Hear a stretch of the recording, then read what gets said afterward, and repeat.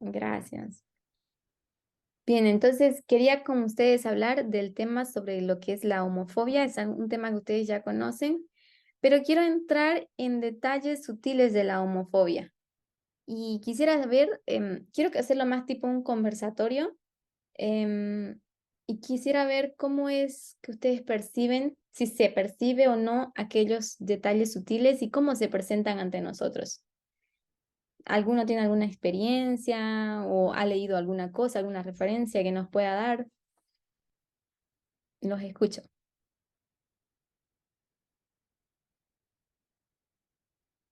César, gracias. Que hay bueno, yo sí he percibido sobre todo aquí en Colombia bueno, y es que también en mi país, digamos, más allá del término grosero a lo que la gente se refiere y que lo ha normalizado en su trato, inclusive entre mismas personas, perdón, heterosexuales se llaman de esa palabra. Y es como que si la gente lo hubiese normalizado de una manera, pero, o sea, es que en el fondo uno se da cuenta que lo que ellos buscan es decir, es que tú tienes atributos femeninos, entonces, o tienes esta cierta apariencia femenina, entonces, tú eres menor, ya, por defecto. O sea, es como que si de alguna Inferior. forma eso, ellos estuviesen relacionando lo femenino con lo inferior. Entonces, no es necesario que ellos digan, pero es que yo no soy sexista, pero ¿cómo no vas a ser sexista si tú estás atribuyendo valores como inferiores ya de antemano con tus palabras? Porque él le está diciendo así a una otra persona que puede ser o no puede ser, ¿no? Homosexual, pero le llama así con ese término grosero y es como de alguna manera queriéndole decir, tú no estás en el rango superior, o sea, tú no estás en el rango varonil, no estás en el rango de los hombres, así que te tengo que degradar a lo que eres una mujer. Eso es lo que ellos quieren decir con esas groserías y es que digo, eso lo repiten a cada rato y se llaman así con esa expresión como que si fuese algo tan naturalizado y nada, es eso. Eso es solamente uno de los detalles que no se da cuenta así como en la superficie. Exacto. Y es interesante el punto que acabas de hacer porque a través de la homofobia, especialmente a la comunidad trans, ellos lo que hacen es como claramente demostrar lo inferior que son esas personas. Es cierto que los estudios muestran que el rechazo es porque un hombre no quiere ser un hombre y entonces eso es como una negación al sexo opuesto. Pero entonces si no quiere ser un hombre, se torna una mujer, ¿no? En el caso de los trans y en el caso de los trans es una muestra muy clara de ver la mentalidad el nivel en que la colocan a la mujer y lo muestran muy claramente el desprecio, ¿no? Y esto tal vez hombre y mujer no es tan fácil percibir, pero lo puedes percibir a través de la comunidad trans, por ejemplo. Me parece un buen punto. ¿Marco? Sí, eso fue un poco una sorpresa para mí, pero reacción de mi parte, ¿no? Estuvimos caminando por la ciudad y pues vimos una pareja gay, ¿no? Y yo me di cuenta, yo hice así un comentario, nada muy, como más una reacción, ¿no? Como que mira o algo así, como con un poco divertido, un poco sonriendo, algo así. No era nada muy específico, ¿no? Pero después nosotros, hablando de eso, la pregunta era, ¿y qué querías decir con eso, no? ¿Qué fue esa reacción y para qué llamando la atención a esa pareja gay de dos jóvenes? Y a fin de cuentas, tenía que entender y que admitir que era una reacción homofóbica, ¿no? Es como que yo estaría reaccionando, por ejemplo, a dos personas gordas. ¿Y para qué llama la atención que hay, que son gordos ellos, ¿no? ¿Qué está detrás de eso, de llamar la atención y de sorprenderse o de reírse de esas personas, ¿no es cierto? cosas sutiles que tal vez ni me di cuenta en un momento, pero después pensándolo, eso es, a fin de cuentas, no es otra cosa. Ese es un buen ejemplo, por ejemplo. Muchas veces nosotros, la forma en que los miramos, la forma en que comentamos o sonreímos, son gestos sutiles de desprecio, de burla, bullying diría yo, depende del contexto, pero, o sea, son formas homofóbicas que se han estado presentando y que han sido muy difíciles de manejar. ¿Alguien más tiene alguna otra experiencia que contar? No era una experiencia propia, pero lo que pasa es que es muy comprensible porque lo tenemos grabado a fuego por nuestra cultura. Entonces, sigue sorprendiéndonos porque no es el parámetro que nosotros nos inculcaron, que a nosotros nos inculcaron. Entonces, nos sigue sorprendiendo, por más que intelectualmente tengamos otra posición formada, reaccionamos instintivamente frente a lo que es diferente a los parámetros que nos inculcaron. Es muy difícil realmente integrarlo a cabalidad, me parece. Exacto. Pero lo que me parece imposible, o sea, lo que me parece, me llamó mucho la atención, es que es muy difícil identificarlo. Vimos, ¿verdad? Lo que como... Yo voy a pasar Sí, la noticia por el grupo. O yo no sé si ya volvió a sonar. sí, ya volví. Perdón, es que me sacó el internet, me se cayó la luz. Ah, bueno. Ok. Entonces, ¿qué fue lo último que escucharon de mí?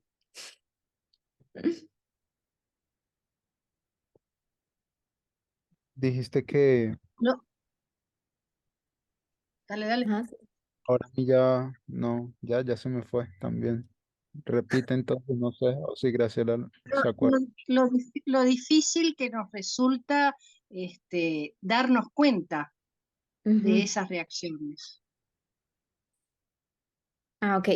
Sí, entonces yo había visto que las justificantes o las razones que las personas presentan a esa tolerancia que muestran hacia la comunidad trans, los volvió tan ciegos de su propia percepción, porque supieron como que camuflar o como dice en Isaías, como que pintar esa tumba, ese sepulcro de blanco para que no se pueda ver eso que realmente está dentro de nosotros. Por ejemplo, tuve el diálogo con unos amigos, diferentes amigos, pero era curioso para mí que más o menos hablé con 5 personas sobre esa temática y esas 5 personas, en contextos y situaciones diferentes, me dieron la misma explicación, que están bien, aceptan a las personas trans, pero que ellos prefieren mantenerse distantes, alejados y que aunque existan esas personas, como que ellos piensan diferente, sienten diferente y simplemente, aunque los respetan, quieren mantenerse lejos de ellos. Entonces yo pensé, son 5 personas totalmente diferentes, no se conocen, religiones totalmente diferentes o algunos no religiosos, pero piensan igual. Entonces yo dije, qué raro, porque ninguno lo justificó con la iglesia o con algo así, sino esa razón, ¿no? O sea, son personas, acepto lo que son, acepto cómo se ven, pero no quiero estar cerca, no quiero llevar a mis hijos a que hablen o vean esas personas. No quiero escuchar lo que tienen que decir o su justificante. O sea, era bastante. Entonces, yo me acuerdo que le preguntaba, entonces, si las aceptas, ¿por qué te sientes tan incómodo? ¿Por qué te alejas de algo que aceptas? Algo que según tú no te parece mal. Entonces, ¿por qué como tienes que ponerlas a un lado de tu vida? Entonces, era interesante la respuesta porque me di cuenta que aunque eran personas totalmente diferentes, no se conocen los unos a los otros, pero habían presentado una justificación, habían creado una explicación que los hacía sentir cómodos y que les evitaba mirar aquello que les desagradaba. ¿Y por qué? Entonces yo me pregunté, ¿por qué aceptaste algo que en realidad no te agrada o que no te hace sentir bien, que no te deja vivir honestamente contigo? Porque yo digo, si no estás bien, ¿por qué tienes que aceptar algo que no está bien, que no te agrada? Entonces le dicen, no, ahora es que no puedes tampoco rechazar. O sea, según lo que se entiende en ellos, es que decían que no se pueden rechazar a las personas por cuestiones de los derechos legales. Entonces, fíjense que hay una aceptación a la comunidad trans que está forzada o regulada por las leyes, pero no es necesariamente lo que las personas piensan, creen o sienten. Y entonces esto hace que, que hayan creado esa justificación para sí mismos, para verse como forzados por sí mismos, o como no sentirse forzados, pero como que ellos mismos, le di mi solución para yo sentirme bien y dejar a esas personas vivir tranquilo. Pero, por ejemplo, los esquivan, no los miran, si puede ignorar, lo ignoran, hacen de cuenta que no existe ahí la persona. Esa es su manera de respetar. Entonces, quería saber qué es lo que ustedes piensan de esa situación. ¿Qué es esto? O sea, ¿cómo la ven? César. Hola, Solange. Sí, Cindy y después César, entonces. Perdón. No, ya me toqué César. Eso es como lo que estudiábamos con el toro apis. O sea, cambiamos la forma, pero no cambiamos la mente. O sea, por ejemplo, yo en el medio en que yo estoy, por ejemplo, hay profesores, muchos profesores, y ellos no, uno ya no se puede meter con ellos, ya uno puede hacer nada, yo los respeto y todo, pero entonces dan su comentario negativo a las personas que son homosexuales o transgénero o como, ya. Entonces, es lo que tú dices, en apariencia, supuestamente los respetan, los aceptan, los incluyen en apariencia, porque no pueden hacerlo porque saben que podrían perjudicarse en el trabajo o socialmente, porque podrían recibir comentarios negativos. O sea, sabe que en la educación universitaria ese medio se mueve mucho de todo, ¿sí me entiendes? Tanto que te apoyen como que no te apoyen. Entonces ellos manejan eso así, pero cuando están en familia, solos, aparte, que saben que no van a ser juzgados, dicen su comentario que no están de acuerdo, que es una deshonra, que eso no es el plan de Dios, que eso está mal, que hoy en día el mundo va para peor y así. Y Exacto. también en el medio en que yo me he creado toda la vida, no sé, bueno, que César comentó, me imagino que él habla de Medellín, pero bueno, aquí también eso es utilizar el término, por ejemplo, alusiva a identificar a las personas y llamarse como cuando uno llama a un amigo. O sea, en vez de decirle amigo, le dice esa palabra así. O le dice, hey, gay, así. O sea, pero yo me imagino que es la connotación que explicó César. No, eso, la verdad es que sí hay bastante. Sí hay bastantes, este, por ejemplo, también personas cercanas a mí comienzan a hablar que han tenido una experiencia desagradable porque estaban en un restaurante y el niño vio como una pareja homosexual se besaban, que por su hijo, que lo van a corromper, que eso que es, entonces que voltear, que tapar, que hacer maniobra. Entonces, sí es bastante frecuente eso. Pues yo lo he vivido bastante. Pues sí, es muy frecuente y cada vez es más sutil esa falsa aceptación que está dando. Entonces yo me pregunté, ¿existe dentro de nosotros, en nuestro grupo, en el movimiento, a nivel personal, si no existe esta falsa tolerancia hacia hacia lo diferente, hacia la comunidad trans o LGBT? por ejemplo, a mí qué me pasa que cuando ellos están hablando y dicen, es que, por ejemplo, o sea, si un hijo mío sale homosexual, yo lo voy a querer porque es mi hijo, pero yo no quiero eso. Yo no quiero esa desgracia, yo no quiero, o sea, lo ven como algo muy trágico. Entonces, ahí es donde yo me he quedado en silencio y me he puesto a pensar, o sea, ¿será que yo quiero que mi hija sea homosexual o qué tengo que querer o qué no tengo que querer? O sea, ¿cuál es mi punto? Porque yo sí sé, en este punto de mi vida, yo sí sé que no le veo problema que supongamos que en un futuro adultez de Luciana o del bebé, no, que sean homosexuales. Bueno, o sea, yo digo que yo los trataré normal, no los voy no los voy a tratar mal, ni les voy a castigar, ni les voy a meter en nada raro. Pero entonces mi pregunta es, o sea, ¿eso es algo de que quiero o no quiero? No entiendo, o sea, no sabría, no sé. Siempre me he hecho porque ellos dicen, yo no voy a querer, o preguntan, ¿quién quiere que su hijo sea homosexual? Y a Mm. veces estaba tentada y decía, ay, ¿qué pasa? O sea, no sé, no, Y fíjate es que en ese bastante, tema, es una pregunta como complicada. exacto. Fíjate que en ese tema yo tuve una conversación con una pareja que son amigos y que su hijo, varón, le encantan las muñecas. Y entonces como que el papá empezó así como que a preocuparse, mostrar angustia, hablar con la esposa, decía, mira, pero ¿qué podemos hacer para ayudarlo? No parece estar bien. Pues la esposa, que es mi amiga, también le dijo, no, pero mira, déjalos, son niños todavía, no saben qué es. Está bien. Y si fuera homosexual, igual es mi hijo, yo lo voy a apoyar, lo voy a...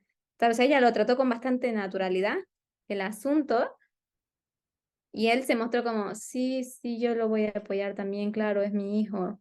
O sea, como una aceptación, pero si no fuera gay, si no fuera trans, si no fuera diferente, como dicen ellos, mejor, estaría feliz. O sea, como de repente así, como el niño cumplió 7 años y cambió sus gustos y empezó como, quiero jugar pelota, y entonces el papá estaba totalmente diferente. Entonces yo me acuerdo que le pregunté así, llamó de molestarlo, le digo, pero no estabas tranquilo con que si él le gustaban las muñecas o le gustaban las cosas de las mujeres, como dices, no dijiste que igual iban a ser las cosas normales. O sea, a medida que el niño empezó a mostrar gustos ahora más por lo que se estima que son de hombres, las cosas que son de hombres, entonces él empezó a tratar diferente, con mayor atención, mayor cariño. Entonces, como en esto sí te apoyo, digamos, mucho más, digamos, ¿no? Entonces yo le digo, yo le digo, ¿te diste cuenta que hasta los 6 años, casi 7 años de tu hijo fuiste hipócrita con él toda la vida?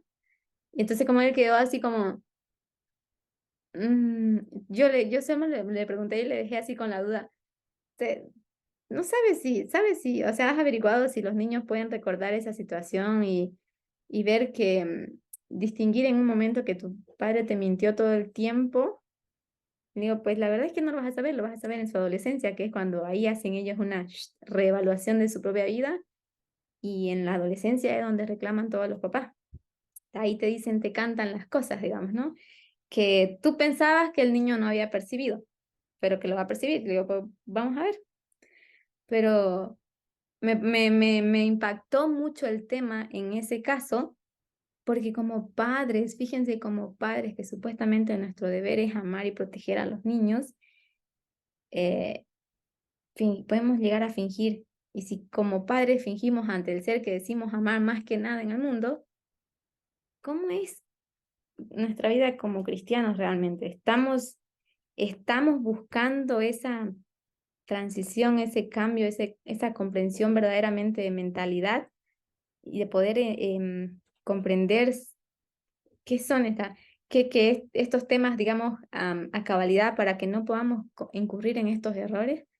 Entonces me pregunté, pero quiero escuchar a César primero, tenía algo que decir. Bueno, después yo que no levanté, pero Dale, te escucho. Primero César. Bueno, yo lo que quería comentar era algunos datos que hay sobre aquí Colombia por el DANI, que es una de las instituciones aquí que es prácticamente el censo. Bueno, entre otras cosas, ¿no? También la parte económica, la parte de lo tributaria, pero bueno, también la parte censaria. Entonces, allí arroja una cierta población y dice, perdón, unos datos, y mira lo que dice. Dice que de cada 100 personas, o sea, del 100%, solamente 4 personas de la comunidad LGBTQIA+, tienen un contrato laboral indefinido ya. O sea, y eso sí se ve mucho aquí en Medellín, por ejemplo, y es que las personas de la comunidad transgénero literal no tienen acceso a empleos formales, ¿ya? Y las pocas personas que tienen acceso a un empleo formal son, primero, porque la familia la apoyó y segundo, porque en verdad son personas pudientes ya de por sí, entonces se pagaron un estudio, una universidad, en fin. Pero la gran mayoría no tuvo esa oportunidad, entonces ¿a qué se dedican? Entonces, pues se dedican a la parte de que si la prostitución o la trata de personas y se ven allí pues metidos en todo eso y metidas y solamente porque, bueno, porque no tienen un contrato laboral, no pueden, no tienen cómo trabajar porque las empresas también las rechazan ya.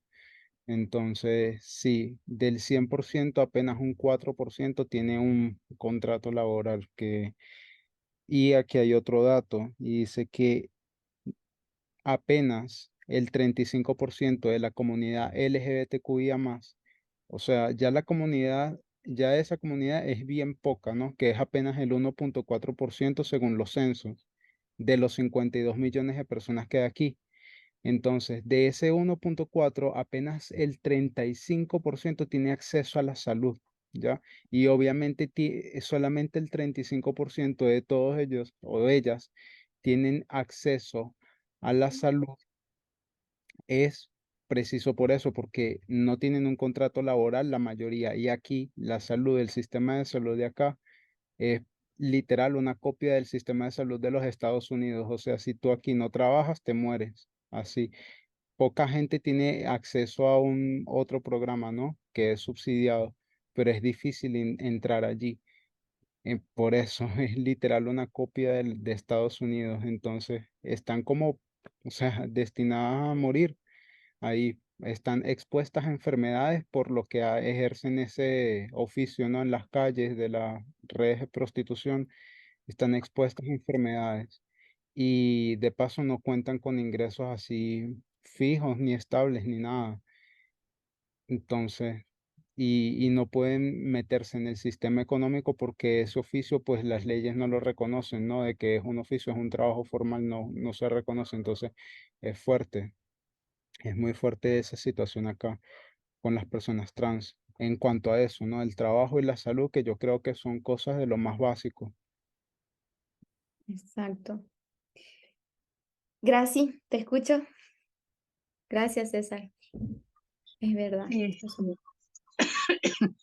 que yo quería comentar una cuestión, una experiencia personal y, y tratar de ver las cosas menos, menos enjuiciando, porque de alguna manera tú eh, estás viendo a este señor del hijito que le gustaban las muñecas, y de alguna manera lo estás enjuiciando de que es hipócrita. Y yo sería un poco más blanda en el sentido de entender que es muy difícil zafar de la cultura que has recibido desde que naciste. Es muy difícil. Y la que se sigue, continúa generando la sociedad. Entonces, antes de que Cindy pusiera eso, estoy totalmente de acuerdo con Cindy y voy a contar una experiencia personal. Yo tengo solo un hijo y cuando era adolescente se le había acercado un chico y le hacía regalos. Es muy lindo mi hijo, y le hacía regalos y eso. Y yo como madre, claro, no conocían el mensaje ni nada de eso, este, le sugerí que se apartara, justamente por eso, por temor al rechazo y por temor a la burla y por temor a la crítica y a la aislación que le podría generar. Y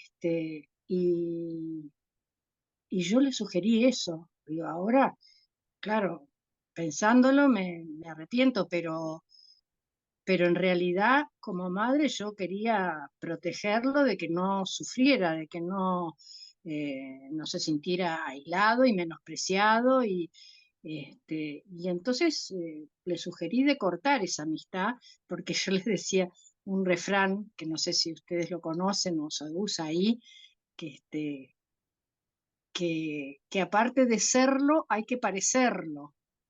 Entonces, que simplemente con dar la imagen de ya le podría generar todos esos perjuicios. Entonces, yo creo que es muy difícil y creo que uno humanamente hace todo lo posible por incorporar las cosas, pero no se integran a cabalidad de un momento para el otro. O sea, capaz que moriremos teniendo esto y quizás si existe otra generación, tendrá la posibilidad de vivirlo con mayor naturalidad, porque los cambios se fueron dando recién. Entonces, quizás la nueva generación, los que están naciendo, los que están creciendo, capaz que ellos sí ya lo puedan asimilar mejor porque se han producido muchos cambios. Por ejemplo, aquí, gracias a Dios, están amparados, hay una ley de cupos donde todas las empresas tienen obligación de tener un cupo, y hay una asistencia médica gratuita para quienes no se pueden pagar una salud privada. Entonces, en ese sentido están mucho más amparados, pero lo difícil es cambiar lo que te formó la estructura mental. Es muy difícil cambiarlo. Entonces, no es por hipócritas, sino porque uno no puede integrarlo que le nazca del corazón.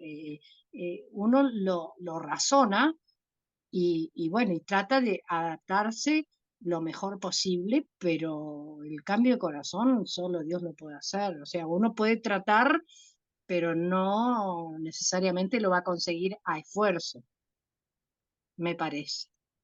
Ok. Después comento sobre ese punto que me pareció interesante, pero escuchemos a Cindy.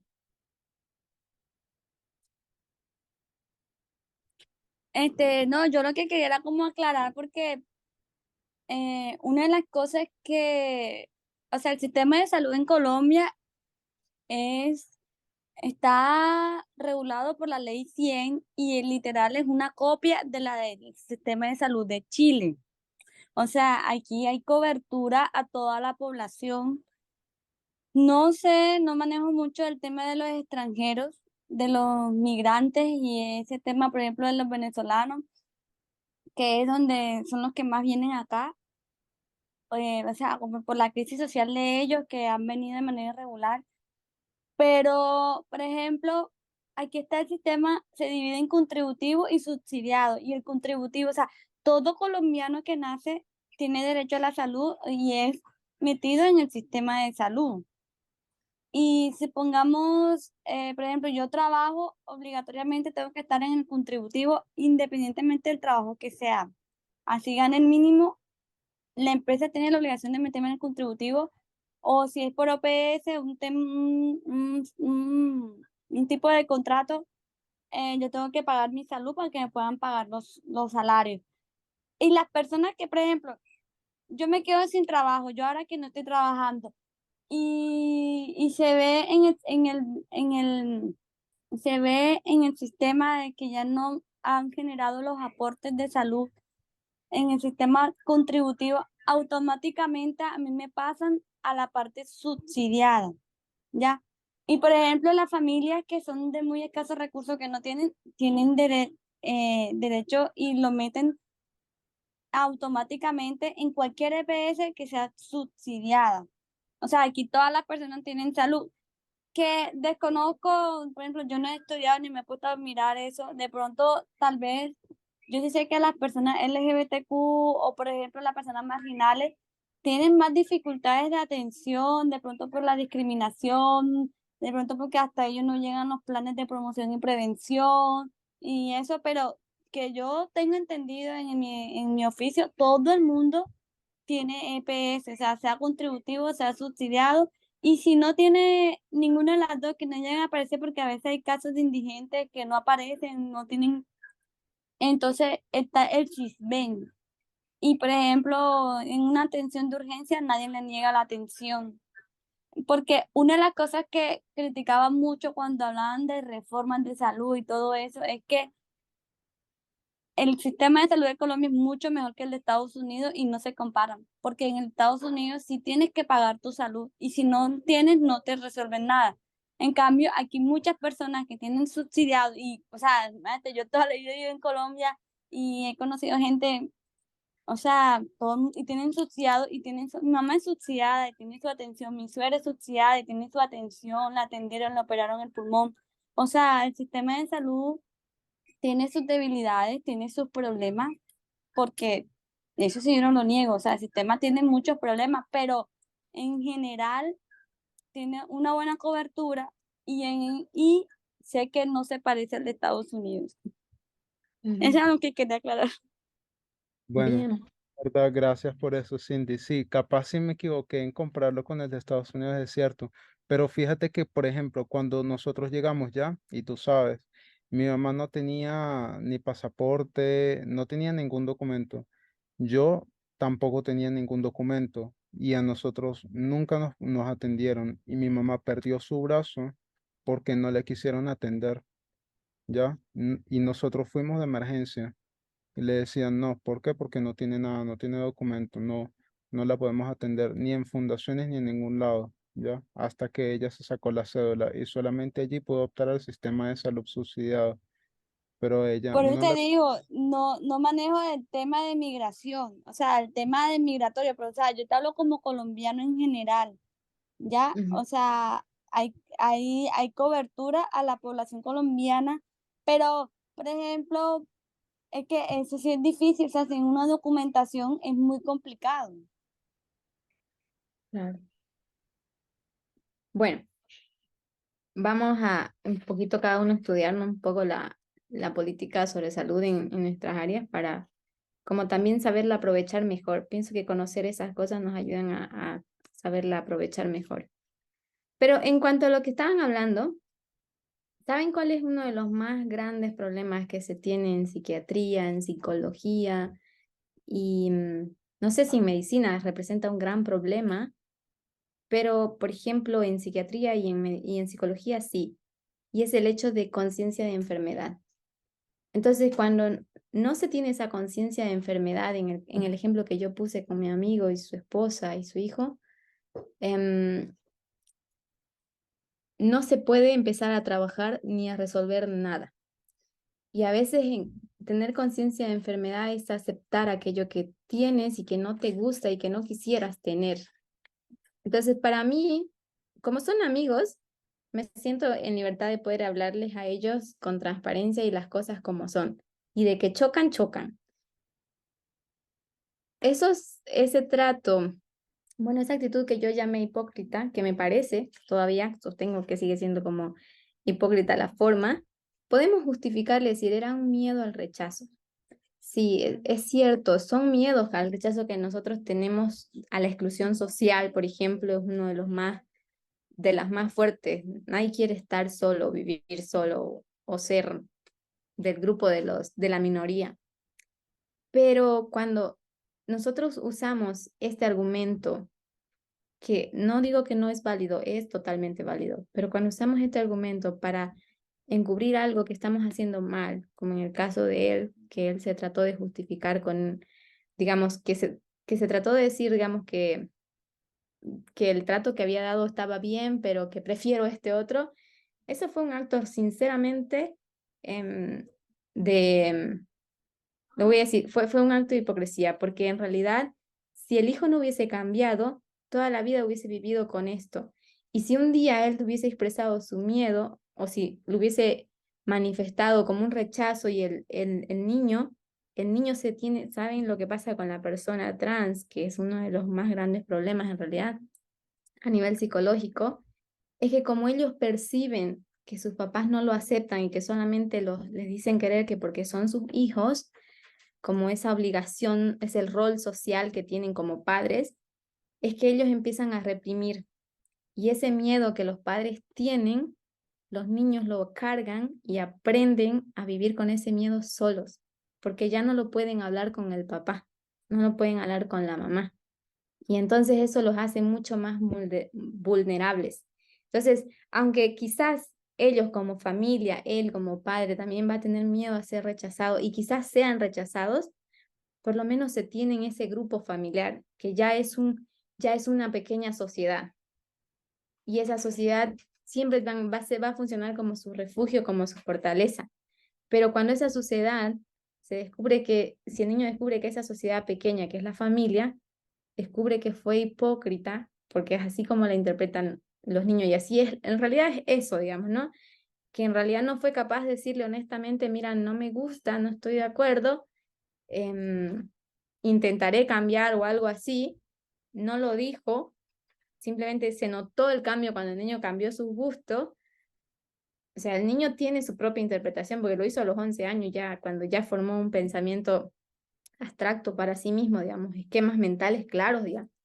Entonces, ahí eso para el niño va a terminar afectando y la verdad es que vamos a saber bien en su adolescencia, cuando él, en la etapa de rebeldía, cuando él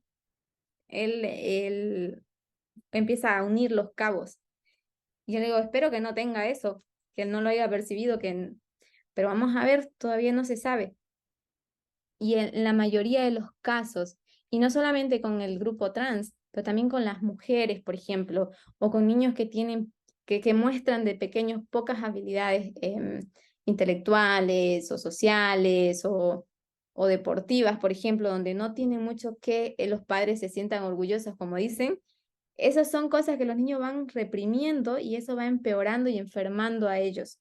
Entonces eso también los hace, si mis papás, que son mis papás, en realidad no quieren, los otros tampoco quieren, van a querer. Entonces empiezan ellos mismos a aislar por miedo a ese rechazo.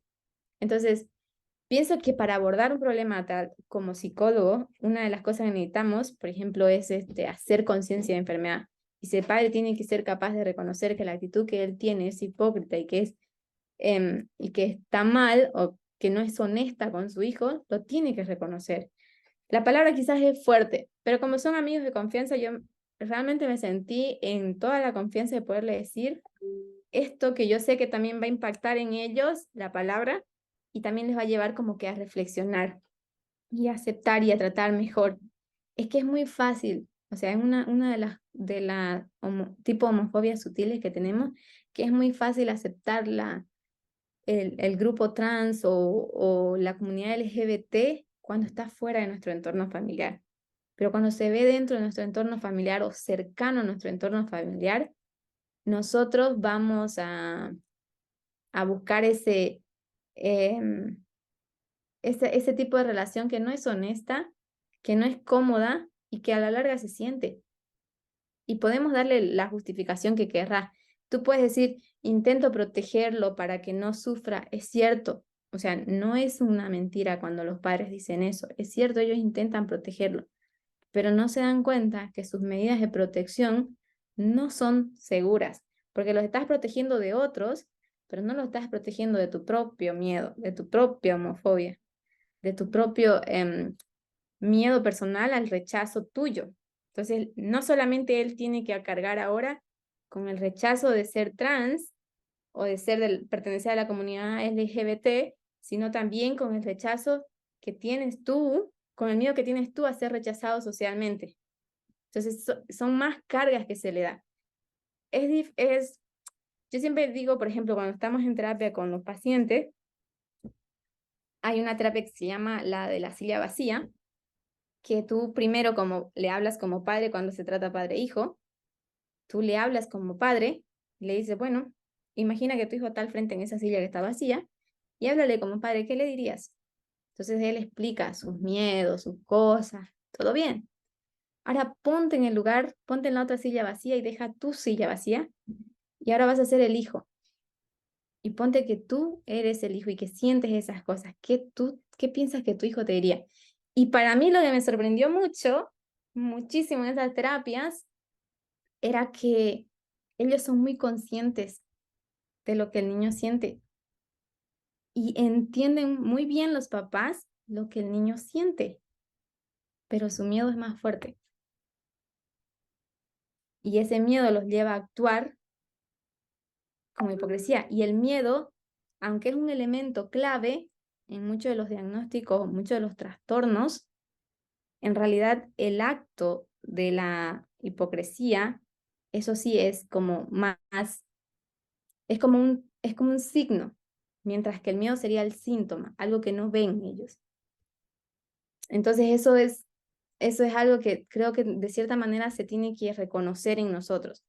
Nosotros podemos dar razones, justificaciones, pero si como padre tampoco estoy dispuesto a afrontar ese miedo al rechazo de la sociedad, entonces ¿cómo le voy a enseñar a mi hijo a ser fuerte en esa situación? ¿En quién se apoya el hijo después? Porque después cuando pasa, por ejemplo, la primera agresión que recibe el hijo, el primer ataque de bullying, ellos no se lo pueden decir a papá y a mamá, porque los entristecería, les preocuparía, porque ellos saben que hacer eso incrementa el miedo de los papás. Entonces, ¿se dan cuenta? O sea, para mí fue así súper reflexivo poder entender las formas sutiles en que nosotros mantenemos nuestra homofobia, mantenemos aquello que es diferente. Por ejemplo, un psicólogo comenta en un programa de TDAH que él tenía un paciente que estaba haciendo reestructuración cognitiva para cambiar de mentalidad sobre las comunidades LGBTQ, porque dos de sus hijos, que tiene 4, dos de sus hijos resultaron pertenecer a la comunidad LGBT. Entonces, él tenía entre la opción, me deshago de los hijos porque le daban vergüenza, porque tenía ese miedo a ser desestimado socialmente o al qué dirán, como decimos nosotros muy informalmente, o yo hago un esfuerzo propio mío para vencer mi miedo y aprender a cambiar mi mentalidad. Y el problema era que ese papá siempre fue así como orgulloso de los hijos, o sea, de lo que pueden, así como papá hice un excelente trabajo como hombre y mis hijos son pero ejemplares y cuando de repente se entera de esas cosas, pues su primer pensamiento fue todo lo hice mal, no sé en qué fallé, ¿no?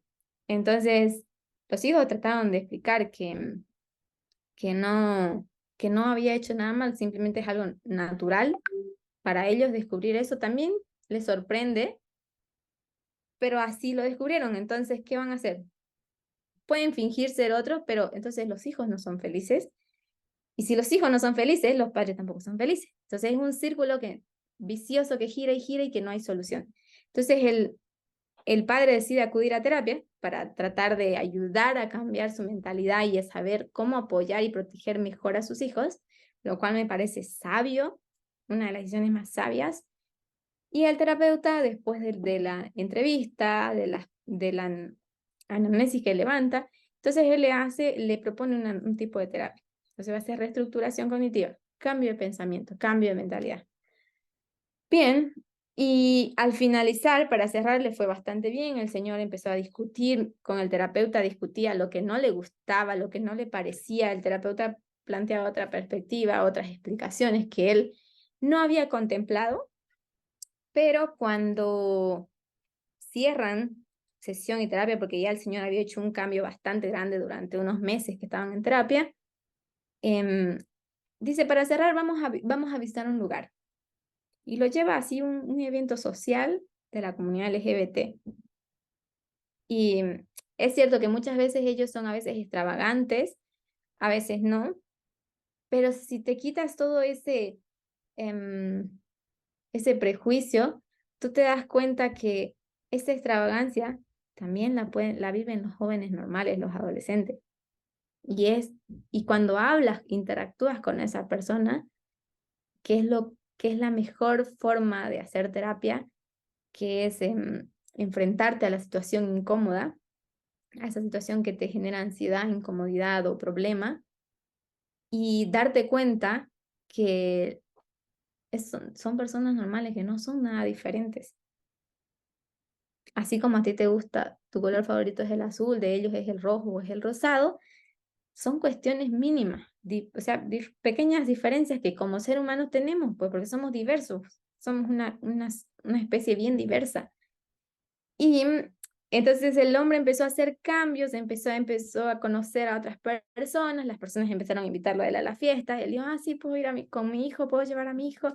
Entonces de esa manera empezó a integrarse. Y claro, tenía que enfrentarse a situaciones en el colegio, con los padres, con los hijos, pero él después se tornó en una persona que explicaba estas cosas en los colegios. A una persona que da cursos y talleres de por qué demostrar de cómo los padres tienen que buscar un cambio de estructuración para darle un apoyo genuino a los hijos. Los hijos agradecidísimos por el cambio que el papá hizo, sintieron el apoyo, se sintieron capaces de enfrentar una sociedad que sí los rechaza, que sí los estigmatiza. Porque nosotros no podemos pretender, que es un error muy común, esperar que la sociedad cambie. La sociedad va a cambiar, pero para que la sociedad cambie, tú tienes que cambiar primero. Porque si eres parte de esa sociedad que está rechazando abiertamente y que finge que es lo que están haciendo, los padres están aprendiendo a vivir en una sociedad donde todo finge que se acepta, porque legalmente en las constituciones dice permitido, son personas con derechos y obligaciones como cualquier otra persona, son iguales, pero en la práctica no hay esa igualdad. Entonces vivimos en una sociedad hipócrita que no cumple, no respeta esas leyes. Y si somos hipócritas en nuestra sociedad, pues vamos a ser hipócritas también en el hogar, en lo personal. Entonces es lo mismo, por eso para que la sociedad cambie, el cambio tiene que venir de nosotros, de adentro. Y para que podamos hacer ese cambio en nosotros, tenemos que poder ver las cosas como son. Y como dijo Parminder, nombrar el pecado por su verdadero nombre es incómodo y desagradable para cada uno de nosotros. Pero es tan necesario porque si no, no hay conciencia de enfermedad y no hay solución. No se puede intervenir si no hay conciencia de enfermedad. No existe terapia, no se hace terapia a un paciente que no acepta que está enfermo. Es una terapia inútil, es un gasto de dinero inútil. Entonces, por eso es importante poder hablarnos con nosotros, a nosotros mismos, con los términos correctos. Nos choca, nos incomoda, nos molesta. De hecho, cuando Marco contó su experiencia, cuando yo le hice esas preguntas, pues también, así, de la calle veníamos discutiendo con unas 4 cuadras de, pero ¿por qué tú lo interpretas todo así?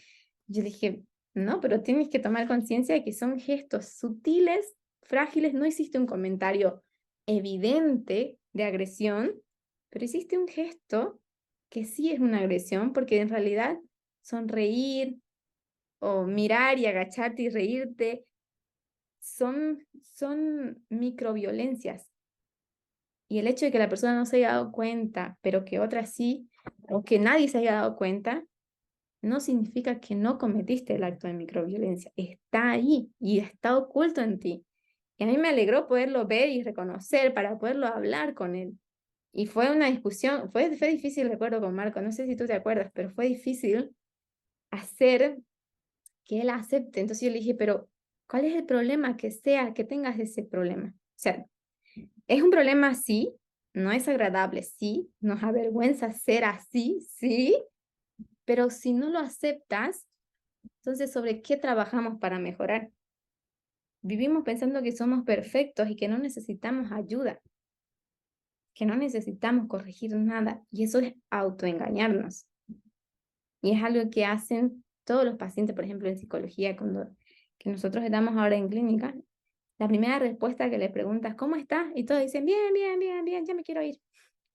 Es eso, queremos salir de esa situación incómoda que nos molesta, que nos hace ver que somos diferentes.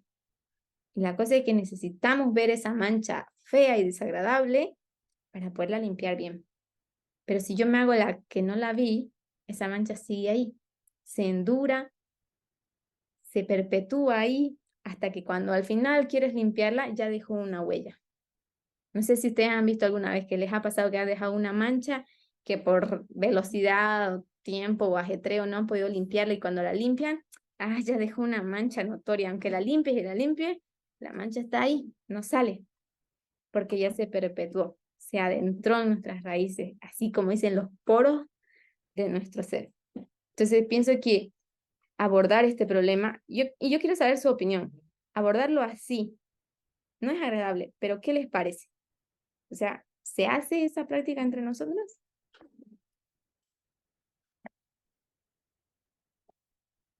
Perdón. ¿Cómo entre nosotros?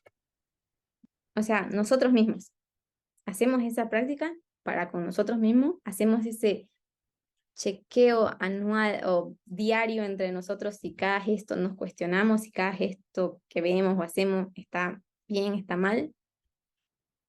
Mm, Yo, cuando preguntaste formas sutiles, o sea, no, primero pensé, no, casi, no, casi nada es sutil, o lo que veo no es sutil porque es muy, muy evidente en las redes. Pero después me puse a pensar más, un poquito más, y me recuerdo, o sea, mi experiencia, como dijiste, eh, por ejemplo, cuando veo a una persona y tiene rasgos femeninos o masculinos, pues yo lo relaciono con la comunidad, ¿no? Ujú, Es uno, ¿no? También a veces tener molestia o a veces risa cuando alguien te dice, oye, ya estás en una edad avanzada, pues puede ser que seas homosexual o no, porque no tienes pareja, algo así. Eso es otro, ¿no?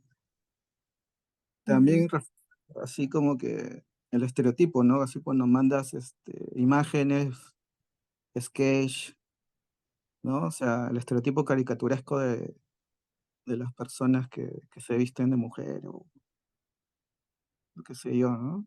Es algo que también a veces me ha pasado, creo. Y otras cosas como que alejarse a veces de las personas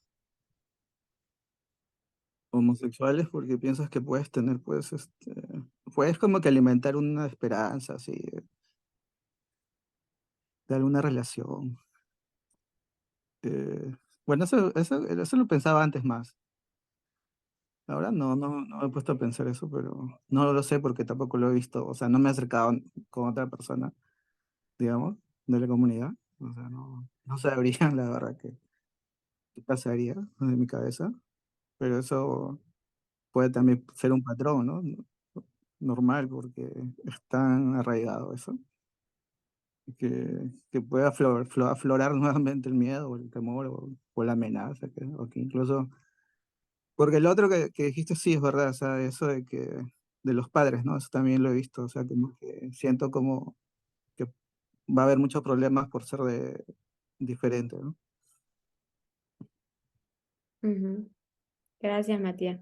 ¿Marco? Bueno, si hacemos esa reflexión, la verdad que creo que hay algunas personas que aprendieron a hacer eso, autorreflexionar, pero mm, pienso que la mayoría no. No tienen la costumbre, no tienen la conciencia de hacerlo. En ese caso, para mí, una pareja, ¿no? Que está a tu lado, que te conoce, que te ve, que te observa, que conoce también detalles que tal vez sabes ocultar de los otros. O am, amigo o familia, ¿no? Que hacen eso. Para mí tiene mucho valor. am, Porque realmente, ¿no? Em, Podemos haber crecido realmente con una actitud y con un carácter de suprimir esas cosas. Y la mayoría de nosotros nos autojustificamos y nos vemos, nos ponemos una buena luz. Lo hemos entrenado toda la vida, ¿no es cierto? Y ahora parar y reflexionar no es fácil, ¿no? Ni siquiera está eso, ni siquiera tenemos la conciencia que deberíamos hacerlo. Exacto. Es muy difícil hacer un metaanálisis en nuestro propio pensamiento y muy pocas personas realmente lo hacen. Y fíjense que cuando se hace terapia, una de las preguntas que por eso yo creo que los pacientes odian mucho a los psicólogos o no les caen bien, es porque le preguntas, ¿y qué pensaste? Entonces la persona dice, pensé esto. ¿Y por qué lo pensaste? Entonces la persona como, lo primero que da es la justificación de la situación. Sí, pero ¿y pensaste si ese pensamiento estaba bien, estaba mal? Y esa parte ya empiezan los pacientes como que, espera, a ver, no me está creyendo o se está haciendo algo, ¿por qué me sigue preguntando a mí? Y es porque es una cosa tan incómoda para ellos pensar que su pensamiento, que su razonamiento no era correcto. Y entonces eso también yo lo pude percibir en una conversación normal entre colegas, entre compañeros, así con personas normales en el micro cuando vas conversando. Y le haces una pregunta sobre su punto de vista, sobre su argumento, y lo desestabilizas totalmente. Entonces yo a veces he llegado una vez con una persona a decirle, ¿te has dado cuenta que sacas conclusiones y que tus conclusiones no son evaluadas ni siquiera por ti misma? O sea, son una conclusión así rápida y que ni siquiera tú misma has hecho una revisión, una evaluación de tu propia conclusión como para poderla sostener, digamos. No existe otro argumento fuerte que puedas dar aparte de eso que acabas de descubrir, digamos, que acabas de concluir. Entonces, eso también dentro de nosotros creo que pasa. Y fíjense que cuando Parminder da presentaciones, Parminder hace preguntas y pregunta sobre la pregunta. Y sobre la pregunta y sobre la respuesta que le das, te vuelve a hacer una pregunta. ¿Y por qué? ¿Y cómo sabes eso? ¿En qué te basas? ¿En qué y ahí como que empiezan las personas como que, ajá, yo pensaba, lo decía por esto, pero fíjense que lo enfocan en una situación específica. Pero para mí de siempre como que sigue indagando, eso que no es psicólogo, pero fíjense la técnica que él usa, pero él sigue indagando sobre tu intención. Entonces, esto es algo que, que a veces a nosotros nos falta, como que evaluar nuestra propia intención o nuestra propia percepción de cómo vivimos las cosas. Y cuando hicimos eso, cuando yo tuve esa conversación con mis compañeros, con mis amigos, em, con mis colegas también, era sorprendente para mí ver que ellos mismos no habían hecho ese metaanálisis, o sea, sobre lo que ellos mismos habían concluido. Y trataban de sostenerlo con la literatura y todas esas cosas, pero incluso la literatura puedes refutarla si tú haces un verdadero metaanálisis. Marco. Y Sí, Américo. encima yo creo que no solamente que no han hecho metaanálisis, sino una vez que los confrontas con esas preguntas, automáticamente se justifican, actúan como si, o actuamos como si hubiéramos hecho ya ese metaanálisis, ¿no es cierto? Buscamos, aunque sea argumentos estúpidos que sabemos que tal vez no tienen ni razón para justificarnos, ¿no? Y mostramos nuevamente una actitud de no querer cambiar, de simplemente justificarnos y estar en lo correcto. Eso es que me asusta mucho y que tienen, creo que la mayoría de las personas. Exacto. Y ese es uno de los grandes problemas que mantiene a la sociedad enferma, que nuestra propia mentalidad está encubierta y está, como dice Isaías, pintada en nuestro sepulcro de blanco, aparentemente blanco y limpio y puro, pero por dentro está podrido. Edita. Sí, sí, justamente pensaba en lo último que dijo Marco, porque a mí me pasaron algunas experiencias aquí en el negocio con respecto a eso. Yo me pongo tenis a veces y calcetas y uso calcetas con la bandera del LGBTQ, o sea, o que sean los colores al menos. O a veces he usado blusas así. Cuando era la pandemia usaba la mascarilla así.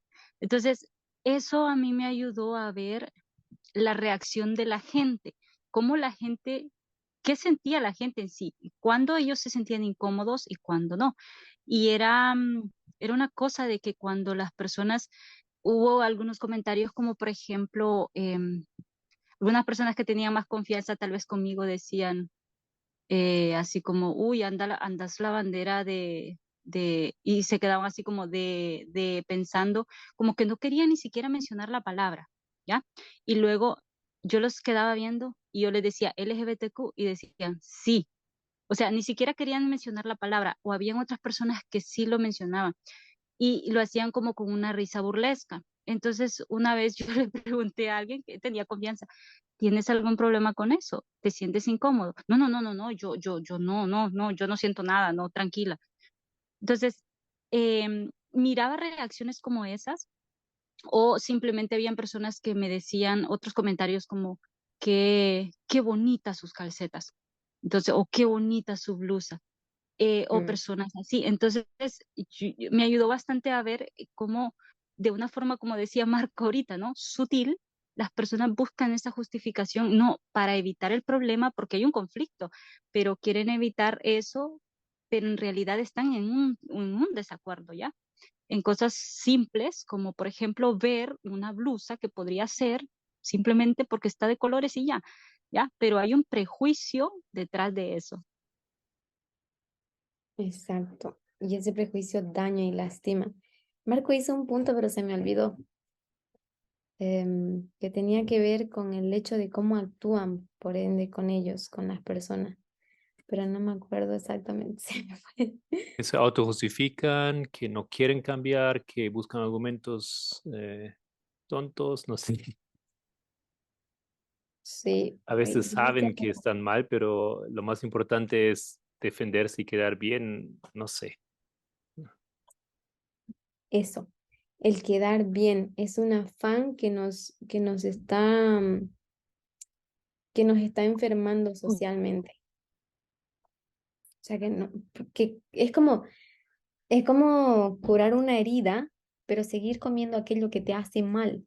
O sea, que empeora, que hace mal esa herida. Es como que sigues alimentando esto y se alimenta de una forma escondida. Y eso eso realmente em, hace nuestro desarrollo aquí como cristianos, como el movimiento, como sacerdotes, hace nuestro desarrollo totalmente defectuoso. Y fíjense que estamos en una etapa donde ya somos trigo crecido. Entonces ahora estamos a punto de dar un fruto. ¿Cómo creen que va a ser nuestro fruto si no hacemos este cambio mental? Nuestro fruto, vamos a dar fruto definitivamente, pero va a ser seco o va a ser malo, defectuoso. Entonces, para mí es como una reflexión. Em, Busquemos la manera de evaluar, antes de evaluar a otras personas, em, evaluarnos nosotros. O sea, eso se trata creo que nuestro cambio de mentalidad, eso se trata, creo que es la mejor forma de poder combatir nuestro toro api, cuestionar nuestros propios pensamientos, nuestras ideas, ver nuestros gestos. Es cierto que ya me acordé que es lo que dijo Marco. Es más fácil cuando tú tienes una persona al lado que te conoce y sabe que cuando sonríes de esa forma o cuando haces esto es porque estás incómodo, es porque te molesta algo, es porque te estás burlando, o sea, yo que comparo con Marco sé muy bien cuando hace su gesto porque ya lo conozco, pero esto no, o sea, aunque es bueno, creo que no es beneficioso del todo. Creo que nosotros tenemos que ser capaces de mirar hacia nosotros y poderlo hacer por nosotros, porque entonces nos estamos volviendo dependientes de una persona para nuestra mejora y crecimiento. Si tienes una persona ahí y te puede ayudar, pues bienvenida a la ayuda, pero ese cambio, esa transformación tiene que venir y ser buscada y deseada por nosotros. No existe tratamiento a pacientes que no, por mucho que la familia lo ame y lo ayude y lo coopere, si no hay ayuda, apoyo, iniciativa del propio paciente, no se va a efectuar un cambio. Se va a efectuar una mejoría, va a ser temporal, pero va a haber una recaída y las recaídas son peores y mucho más difíciles de recuperarse. Eso es lo que tenemos con los pacientes. Entonces, uno de los enfoques que tenemos con los pacientes es hacer que sean conscientes de su enfermedad.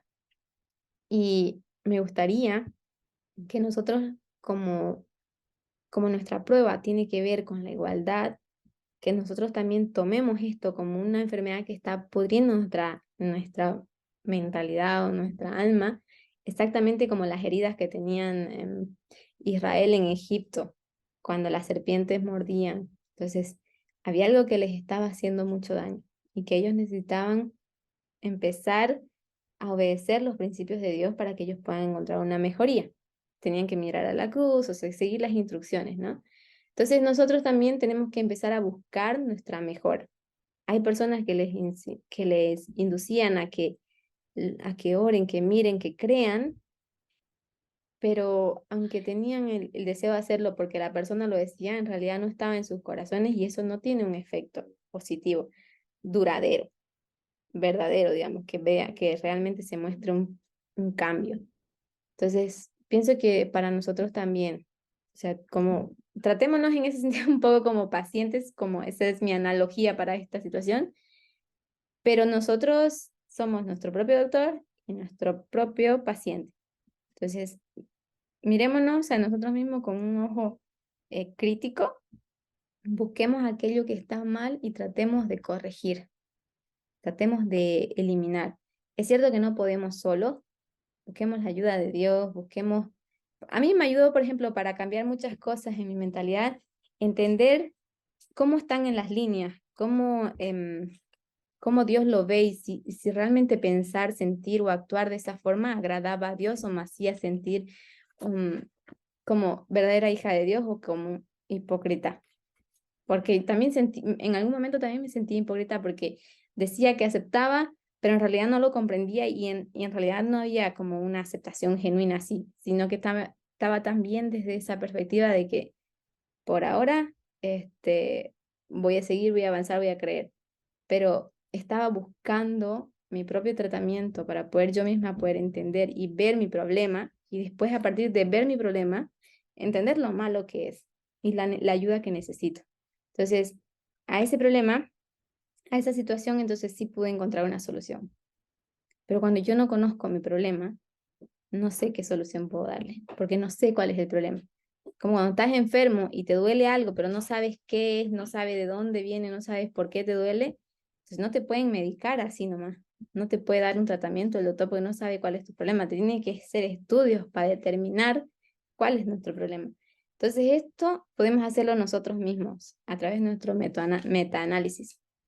Mi consejo es, antes de dormir, si les gusta escribir, escriban. Como hagan una lista de cosas que les pasaron en casa, o sea, una experiencia, un pensamiento, una idea que hicieron. A mí me gusta mucho hacer listas, pero también me gusta mucho antes de dormir con Marco, siempre discutimos qué tal tu día, qué pasó. Entonces nos contamos las cosas que fue y decía, ¿no te parece eso como medio así, medio así? Entonces ya empezamos como que a evaluarnos nosotros mismos y como que él dice, mira, estuve pensando en lo que me dijiste al día de ayer y ahora lo intenté hacer diferente. O sea, yo me di cuenta que Marco sí entendió por lo menos que hay un problema, no sabe cuál es, pero buscó una solución diferente y le fue mejor. Entonces él entiende, ahí como que cuando le fue mejor entendió, mira, esto. Entonces, ¿no? Entonces muchas veces esto nos ayuda a nosotros, que el poder evaluarnos y buscar soluciones diferentes que nos proporcionen un resultado duradero y permanente en nuestras vidas. ¿Algún comentario, aporte? Sí, cuando estabas hablando estaba pensando cuando Tess dijo que era tan importante que nosotros nos vacunáramos, ¿no? Contra el sexismo. Ayer que fueron acá los desfiles patrios y bueno, ya saben, ¿no? Eso es algo patriótico y cívico de todo el país, pero se generó una discusión con una persona respecto a este asunto de la homofobia y, y nació de que, por ejemplo, aquí en Honduras, en la capital, no está permitido por el gobierno de que la comunidad homosexual marche, no en los desfiles patrios, pero hubo un grupo allá en la capital que lo hizo. Entonces entraron al estadio con las banderas y todo y marcharon y pues claro, la barra que estaba les tiró botellas de agua, les tiró cosas y al final pues tuvieron que salir rápido porque estaban recibiendo eso, ¿no? Entonces se vio bastante feo, ¿no? Pero entonces sobre eso se generó una discusión y al final la persona lo que me trajo a reflexionar es que la persona me hizo una pregunta y me decía, decime, ¿por qué hay que ser tan profundos en analizar a los demás? O sea, nunca la sociedad va a cambiar, es la naturaleza de las personas. Y decía, ¿no crees que esto es una guerra infinita y no crees que es mejor vivir el día a día? ¿Ya? Porque nunca vas a cambiar el pensamiento de una persona en minutos y mucho menos de una sociedad tan dividida. Entonces, esto me hizo reflexionar bastante anoche porque en el asunto de lo complejo y lo simple, ¿no? Porque si Ujú. nosotros hemos llegado a estas cosas, no son cosas simples. Cuando tú estás hablando de ver lo sutil, no es algo simple, es algo complejo, es navegar a través de lo complejo. Y para que nosotros lleguemos a esto, ¿qué se ha requerido? ¿Qué es lo que hemos llegado a hacer?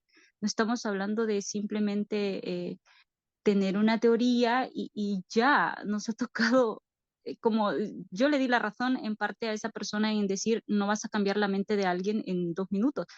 Y es que eso es así, no ha pasado así con nosotros. Nos ha costado llegar a entender y a comprender cabalmente cómo es que estas cosas se ven, ¿ya? Pero solamente es a través de lo complejo que vamos a tener vamos a ser claros, ¿no? Y vamos a estar vacunados contra todo este tipo de sexismo y homofobia. Entonces, nada, pensaba ayer en esa situación, ¿no? Y también discutía con esta persona así razonablemente y también la pregunta que abordó, pero pero me hizo pensar eso y sí estoy de acuerdo contigo. Gracias, Edita, por tu aporte.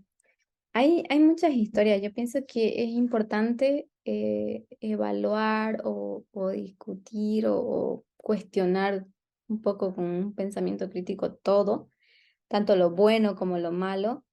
Enriquece. Cuando cuestionas cosas buenas, por ejemplo, em, te sirve como para afianzarlas. Pero cuando cuestionas cosas que te parecen de plano, a simple vista malas, entonces eso también sirve para mostrar un argumento y aperturar la mente de las personas. Normalmente, por ejemplo, en mi experiencia dentro de la familia, es muy difícil abordar el tema porque, porque presentan mucha resistencia. O sea, muchas veces existe mucho regionalismo, mucho sexismo, y son ideas bien afianzadas, como dijo Cindy en su momento, y Graciela, son ideas muy afianzadas, pero a medida que tú, por ejemplo, a medida que en mi familia, por ejemplo, lo perciben, que yo lo tomo con tanta naturalidad y que puedo explicar las cosas de una manera tan simple, como que ellos empiezan a cuestionar su propio punto, digamos, ¿no? Sin necesidad de discutir. Entonces, simplemente digo, pero lo que dices no tiene fundamento, puede ser así, así, así, y presento un argumento simple, sin necesidad de discutir, y ellos el hecho de ver que yo ya lo interioricé y que como el asunto me es tan natural, como entonces ellos empiezan a cuestionarse dentro de sí. Ni te lo dicen, pero tú te das cuenta, quizás me doy cuenta yo como psicóloga, te das cuenta como que lo han empezado a cuestionar. Entonces, se han empezado ellos mismos a cuestionar. Entonces, la siguiente vez que se toca el tema, se toca con mayor cuidado, con mayor delicadeza. Entonces, son más cuidadosos en las palabras que usan. Pero y así de a poco se va influenciando. Entonces, es importante que nosotros lo tengamos bien, bien claro. Y cuando lo tengamos bien claro y bien interiorizado y para nosotros sea tan natural poder tratar a una persona así y no sentirte incómodo y que no se refleje, porque tú dices, yo no dije ni hice nada, es cierto, pero se crea un ambiente que es imposible, que yo no sé cómo explicarlo, pero un ambiente, una tensión, una incomodidad en el ambiente que se percibe. Y aunque no dijiste y no hiciste nada abiertamente o deliberadamente, notoriamente así, sí se percibe esa hostilidad hacia ese grupo. Entonces, cuando nosotros hemos comprendido el tema, lo hemos interiorizado, la naturalidad sale. Por ejemplo, nosotros tenemos pacientes de la comunidad LGBT y tenemos una colega que también tenía dificultad de tratar con estos pacientes y ella siempre nos los delegaba. Es que yo no puedo con ese paciente, pienso que va a tener hostilidad. Y es cierto, se siente la hostilidad. Entonces el paciente mismo dice, yo con ella no quiero, atiéndame a otro psicólogo. Entonces es claramente porque hay esa incomodidad. Entonces cuando hay otros pacientes, cuando hay otro psicólogo que ha interiorizado el tema y que lo puede manejar con tranquilidad, con serenidad, y todas esas cosas, ellos lo perciben y ejecutan un cambio. Y es muy, muy fructífero al momento después de hablar con los familiares, por ejemplo, que eso es una de las dificultades mayores, más que el problema del paciente, es los familiares, porque supone que ellos son el apoyo que ellos tienen. Y si ellos fallan en esto, nosotros como familiares fallamos en eso, entonces el tratamiento del paciente, por mucho que él ponga su empeño, no va a resistir. O sea, no va a ser perseverante.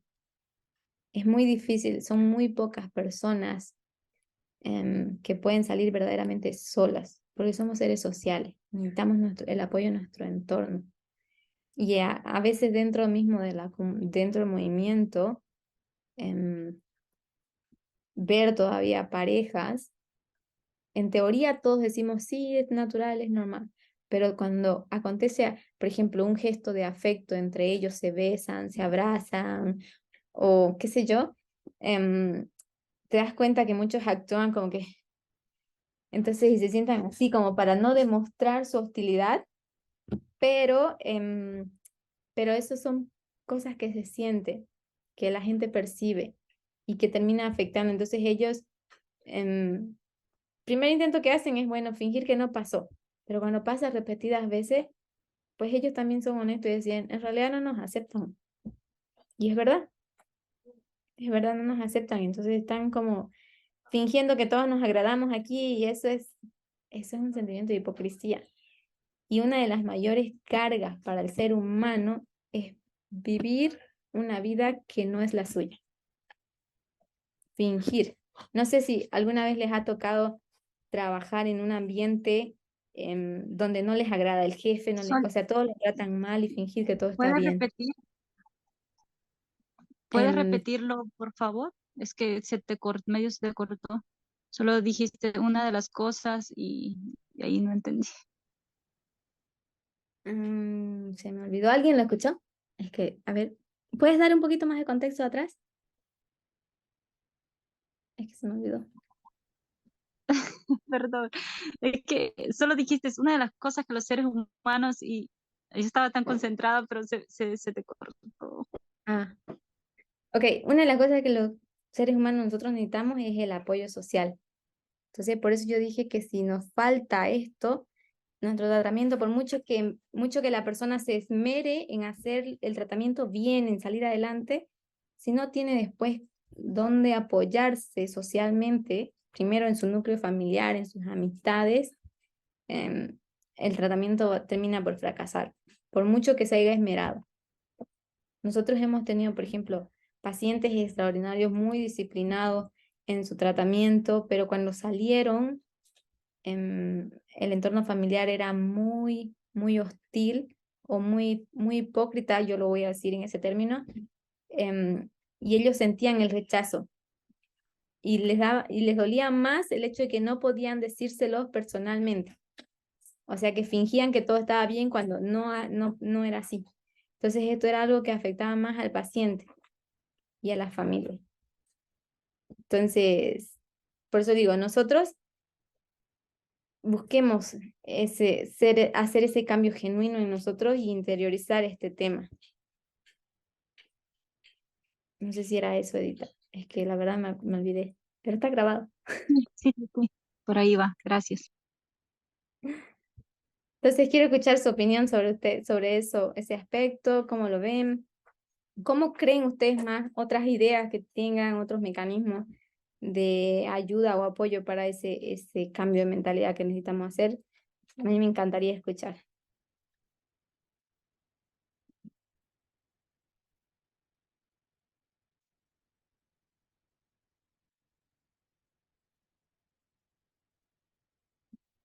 Pienso que puede funcionar, ¿no?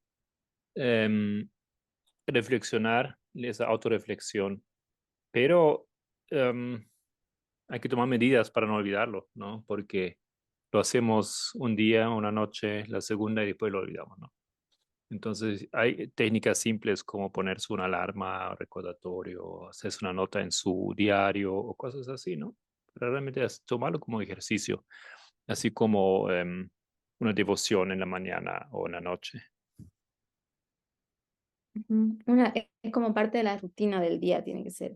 En cualquier momento que ustedes puedan, a mí me gusta, por ejemplo, reflexionar sobre lo que hice en el día o sobre cómo fue mi día hasta ese momento cuando estoy en el transporte. Porque o duermo o estoy pensando en eso, digamos, ¿no? Porque ese es como mi momento más tranquilo del día, cuando estoy viajando de ida y de vuelta. Entonces, y después en la noche, antes de dormir. Son mis momentos especiales. Pero antes de dormir es un momento que tengo con Marco que nos ayuda a nosotros como pareja, por ejemplo, él decirme cosas que yo puedo estar haciendo mal y que no veo, porque a veces es muy difícil ver nuestro entorno, nuestro interior, pero desde otra persona, otra perspectiva es mucho más fácil. Pero también tengo ese tiempo que cuando viajo en el transporte público, trato de hacerlo por mí misma, hacia mí misma, como una interiorización personal, una revisión personal de mis pensamientos, de mis sentimientos. Y aunque es desagradable a veces ponerle nombre, tengo que decir que me he sentido incómoda por esta situación o porque esta persona se me sentó al lado. Y no solamente, fíjense que no solamente se ha visto hacia la comunidad LGBT. Nosotros estábamos hablando con un licenciado que nos da una materia de clínica y él contó una historia, que hay algo que está muy presente en la sociedad que tiene que ver con la homofobia también o con el racismo y que está bien encubierto. A ver si a ustedes les pasó. Solo aperturar un poquito el tema y después lo discutimos en otra sala. Pero está dentro de los papás de moda eso de decir quiero más a un hijo, o sea, de sentir, porque en realidad no lo dicen, lo sienten, pero quieren más a un hijo que al otro. O sea, se afecta, o sea, se ve, se percibe claramente mayor afecto hacia una persona hacia un hijo que al otro. ¿Cómo? Tienen más facilidad de ser cariñosos con el uno, tienen más tiempo pensando en esa persona, más obsequios, más atención, como cómo te fue, al otro no se le pregunta, al uno se lo abraza, al otro se le choca las manos, o sea, ahí se está poniendo mucho de moda dentro de esto y eso es un inicio, él nos explicaba que funciona como un inicio de fractura familiar. Normalmente la fractura familiar se da en la adolescencia del niño o en la adolescencia tardía, que es cuando están jóvenes y pues ya la tienen clarísima y no quieren estar muy cerca de los papás, o cuando hay una situación emocional fuerte en la familia, cual sea el motivo, como pum, sale eso más y que empeora la situación, como una levadura. Em, entonces, no sé si les ha pasado, ustedes han percibido eso, pero está muy presente hoy en día en la sociedad y es uno de los grandes problemas de la juventud. Los adolescentes, por ejemplo, acuden a terapia porque percibieron esto. Es que mi mamá es más atenta con mi hermana. A ella la llama todo el tiempo, está preguntando cómo está, le está dando cosas, le pregunta cómo es su día, siempre tiene una sonrisa para ella. Cuando yo llego me dice, ¿cómo estás, hija? Bien, nada más. O sea, así, toda seca, digamos, ¿no? Entonces, o le dice, por ejemplo, uno comentaba, cuando mi hermano viene a casa, toda la atención a él. O sea, ¿querés comidita? ¿Querés otras cosas? Cuando yo llego a casa, a veces llego más tarde Y él dice, ¿te tenés hambre? Y yo le digo que sí, me dice, ay, ay, para que te prepares.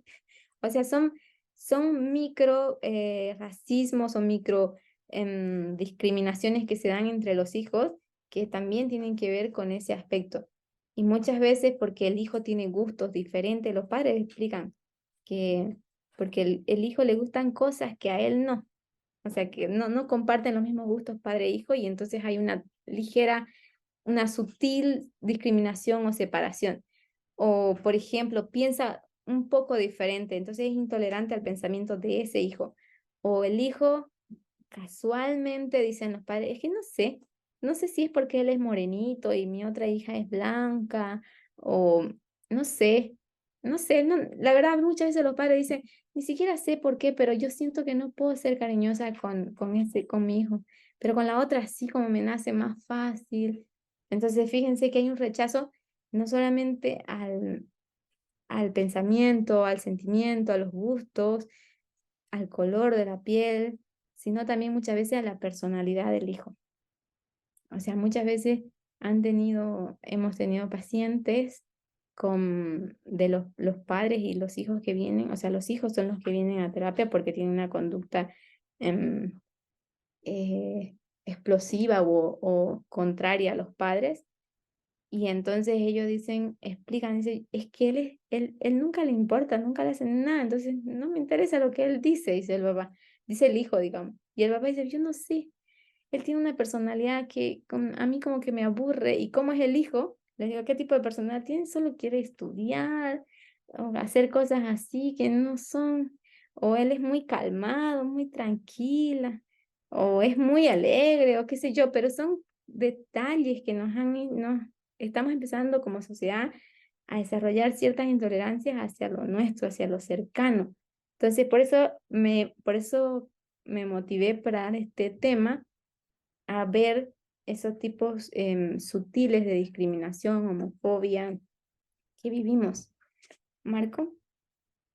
Y también puedes incluir una lista preferencia para el hijo mayor o el más grande físicamente, ¿no? Tal vez más atractivo o mejor crecido o como sea. Y también a veces preferencia por los éxitos, ¿no? Unos que tienen carrera, que les va bien, que están casados con una mujer que le gusta, los padres, etcétera. Mm, Sí, son formas muy, muy sutiles y están siendo encubiertas. O sea, nosotros como psicólogos hemos estado hablando, por ejemplo, con nuestros docentes sobre ese tema, dice, ¿cómo podemos abordar como psicólogos esa realidad para hacerle frente antes de que como que se explote como una levadura?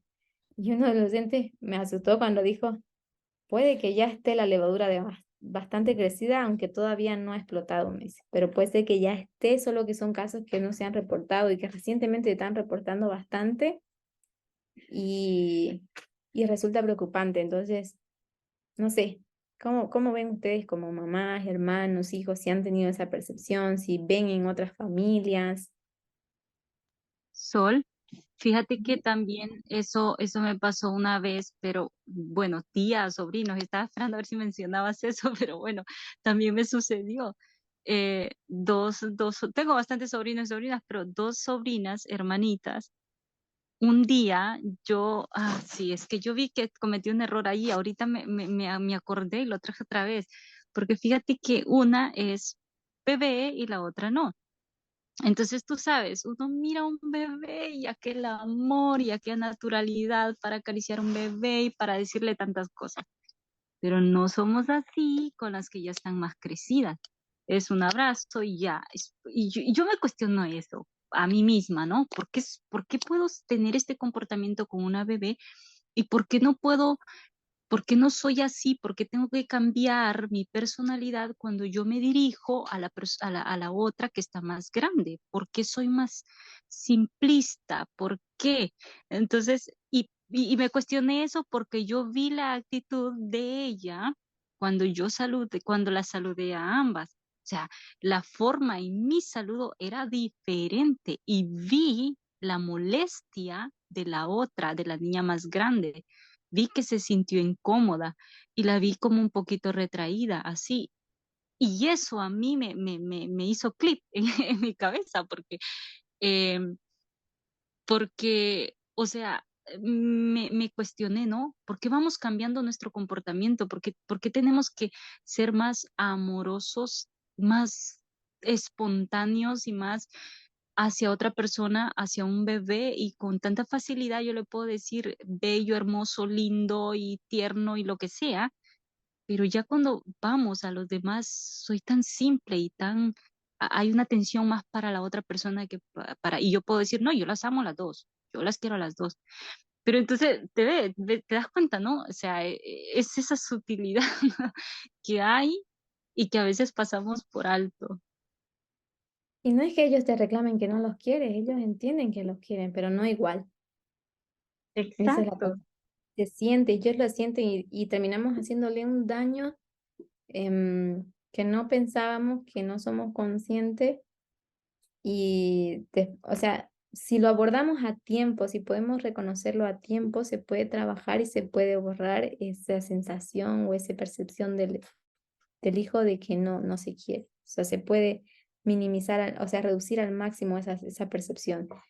Pero si se aborda a destiempo, por ejemplo, que lo que hacen mucho los niños es callarlo, em, por ejemplo, muchas veces los niños dicen, es que a mí me trataste mal desde que llegó mi hermanito, por ejemplo, un reclamo muy común. Y los papás dijeron, no, no es así. Los primeros meses preocupados, o sea, trataron de hablarle, mostrarle que no era así, pero las situaciones se repetían y se repetían. Y al final el niño pues dejó de decirlo. Entonces los papás vieron problemas resueltos, pero no es problema resuelto. Los niños han buscado un mecanismo para afrontarlo y lo han reprimido. Y lo están reprimiendo y lidiando a su manera y solos. Entonces eso es mucha carga mental, mucha presión mental para ellos que después se desborda. Y como no son alimentados cognitiva o afectivamente, entonces eso como se desgasta ese almacén de afectividad que ellos tienen y después viven una carencia que es muy, muy difícil rescatar al niño. Y se tornan de pensamientos rígidos y no puedes cambiarle la mentalidad. Entonces es bien complicado. Y eso que los adolescentes se caracterizan por tener una mentalidad bastante testaruda, digamos. Entonces es importante que podamos percibir esto dentro de nosotros. Si acontece, por ejemplo, a veces no somos nosotros personalmente, sino que dentro de la familia hay un hermano, un tío, un padre, un abuelo que lo trata así. Entonces hay que empezar a mostrarle formas sutiles de forma clara primero. A los adultos yo pienso que hay que hablarles de forma clara. Estás haciendo sentir así al niño, encuentra la manera de expresarte mejor, mira cómo se siente, mira, o sea, mira su actitud. No se sorprendan de que les respondan como, no, es él nomás, el que se hace, o es débil, o siempre llora.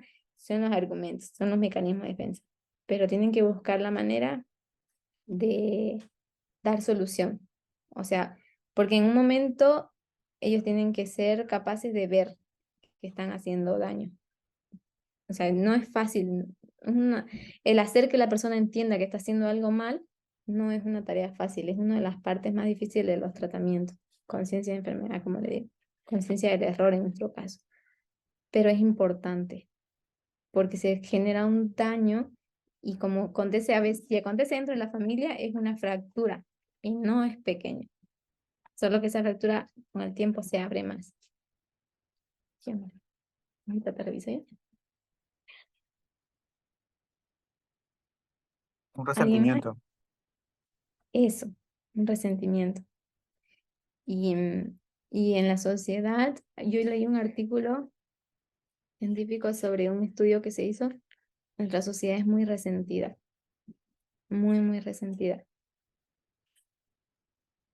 Eh, Claro, de hecho, un bebé todavía no está desarrollado bien su mente como para que le des mucha atención. Él no se va a dar cuenta. Los niños ya de más grandes, de 4, 5, no sé por qué edad serán, pero necesitan más atención incluso que un bebé. En ese caso, pues no van a darse cuenta, ellos sí se dan cuenta, mejor dicho, ¿no? De las atenciones, ¿no? De los padres. Uno de los errores que cometen mucho los padres es pensar que mientras más grande el niño, menos apoyo necesita. Mientras más grande es tu hijo, más apoyo necesita.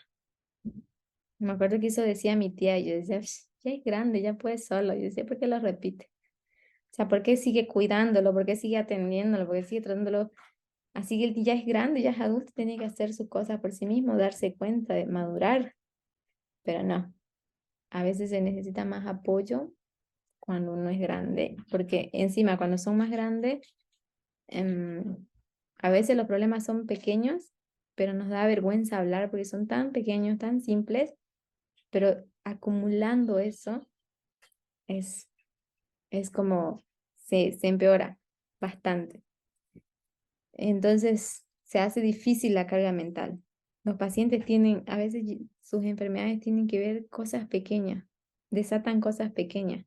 ¿Pero es por qué? Porque ya han acumulado cosas desde tiempo y cuando le hace terapia y ellos hablan y comentan, entonces muchas veces te das cuenta que aunque eran cosas pequeñitas, fueron muchas, muy seguidas o bastantes, muy consecuentes, de tal manera que ellos como que se creció y en un momento se desbordó.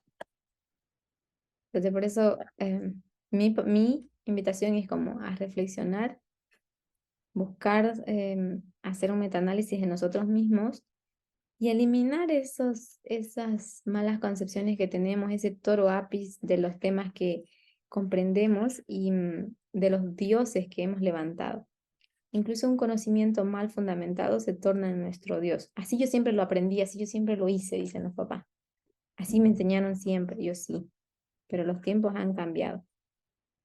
Los tiempos, la sociedad, nuestros hijos no son los mismos, nuestros padres no son los mismos, nuestras circunstancias son las mismas. Entonces, los llamo a una reflexión y a una revisión personal para ustedes y para que así puedan dar un verdadero apoyo genuino a las familias y así también moldearnos al carácter de Cristo. Algo último que recuerdo ahora que se dijeron en la clase es que el querer quedar bien. Eso es algo que de verdad sí es muy determinante a veces para quizás, ¿cómo hacer?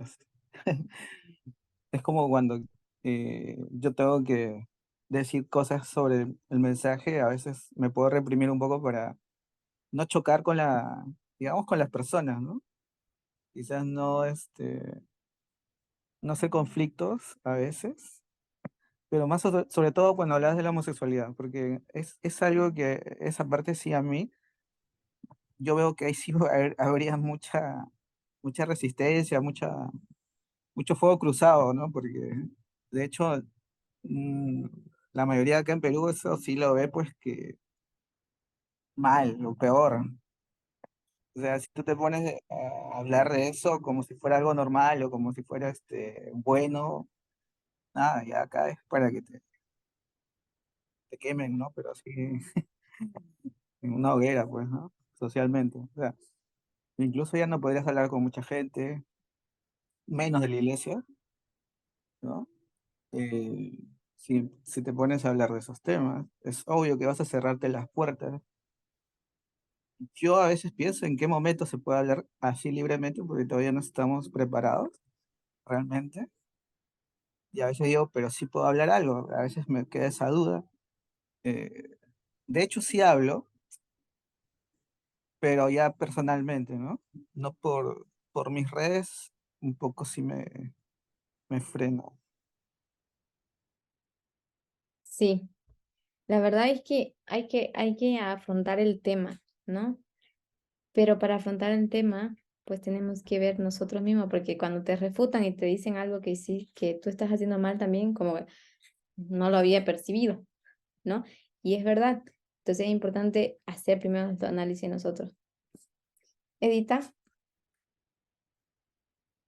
Sí, yo a veces he pensado en eso que está diciendo Matías justamente, y es que fíjate que yo creo que en mi experiencia personal he visto cómo la gente puede llegar a aprender en pláticas espontáneas y no precisamente vas a darte un discurso de la homosexualidad o vas a explicar de una forma detallada como quien viene a dar una clase. No necesariamente sucede así. A veces los pensamientos de las personas son muy profundos o las preguntas son muy profundas, pero tienen un montón de preguntas y, y si tú quieres abordar esto de una forma que entiendan, vas a tocar un poquito apenas, ¿ya? Porque surge lo que tú dijiste.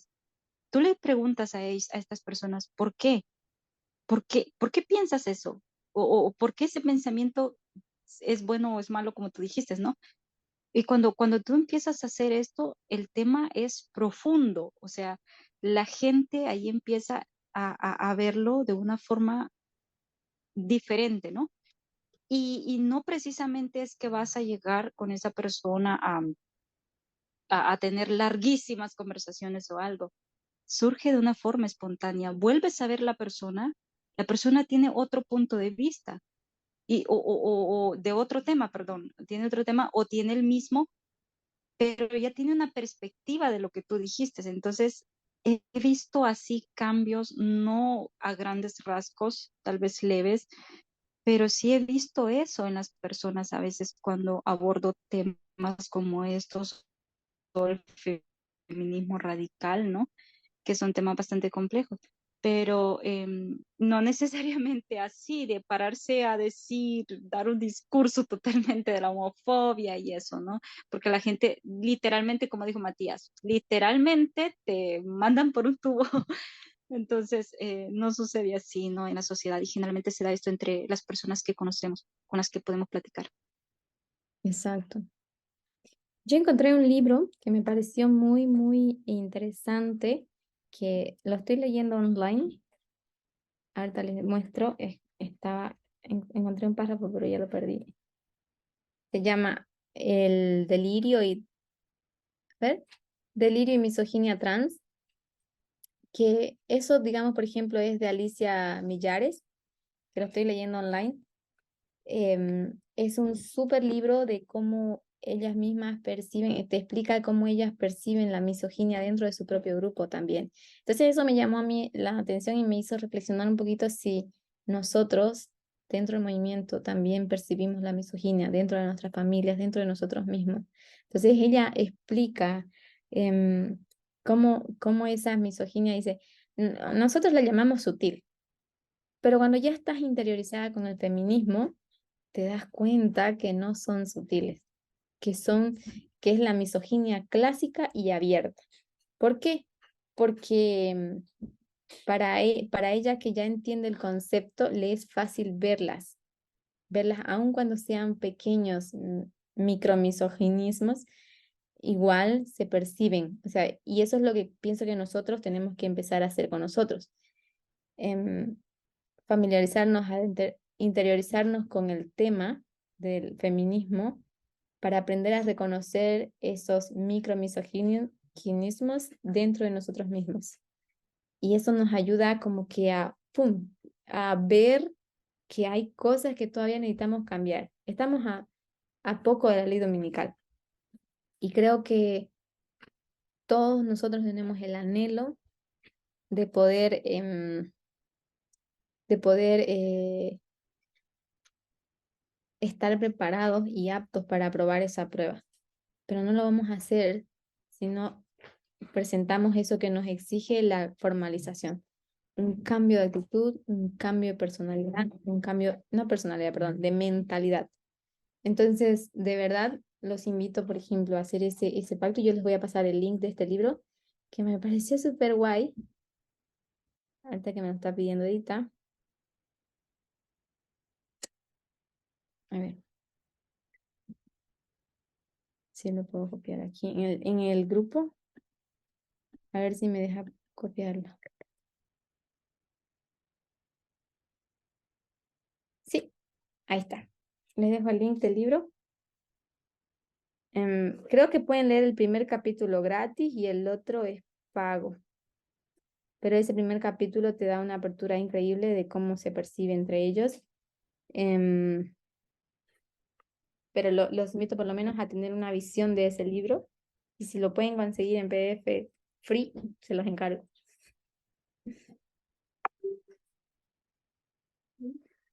Bueno, si no hay más preguntas o comentarios, podemos cerrar ahora.